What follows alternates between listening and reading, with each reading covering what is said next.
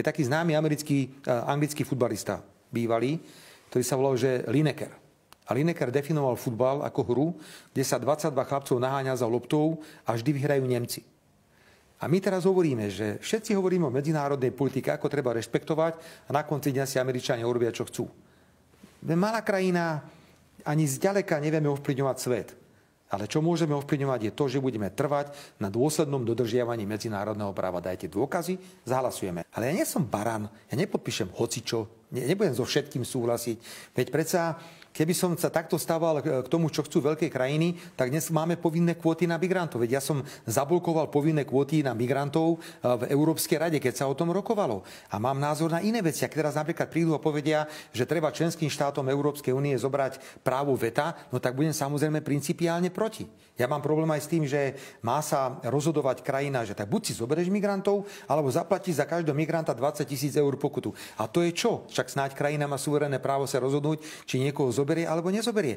Musia si zvyknúť na to, pani redaktorka, všetci, že tu sú suverénni politici. My si chceme plniť záväzky voči NATO aj Európskej únii. Vážime si, že sme členmi týchto organizácií. Ale to neznamená, že budeme automaticky hlasovať a podpisovať každý papier, ktorý nám dá niekto na stôl. To je celé, čo môžem k tomu povedať. Ja som žil a pracoval do roku 1989 a nám vtlkali do hlavy stále, že musíte mať na všetko jeden názor, rovnaký názor.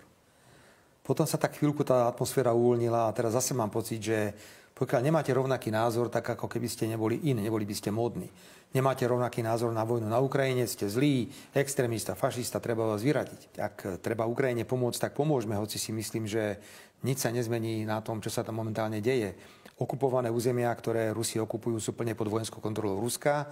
Rusko neskolabovalo, ruská ekonomika šlape, rubel funguje, sankcie nefungujú, všetky energetické firmy ruské robia rekordné obchody s Čínou a s Indiou.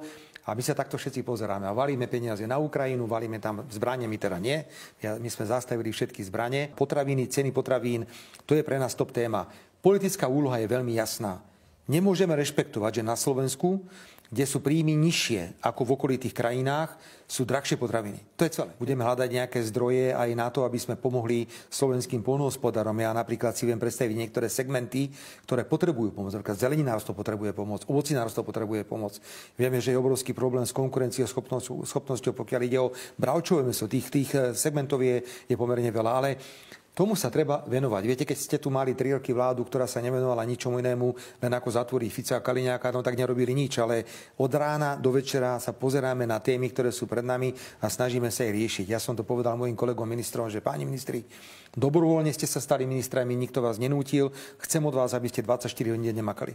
Vo Švédsku majú neuveriteľne liberálne trestné právo, majú veľmi nízke tresty vo Švédsku alebo v severských krajinách. Máte pocit, že ľudia zo Slovenska utekajú do Švédska páchať trestné činy, lebo tam majú nižšie tresty? Minimálne? No tak dobre, tak poďme do Rakúska, poďme do Nemecka. Akože niekto chce ukradnúť auto, tak ide do Nemecka, lebo si povie, že ja to auto radšej ukradnem v Nemecku, tam mám menší trest ako na Slovensku. Veď je to totálny nezmysel.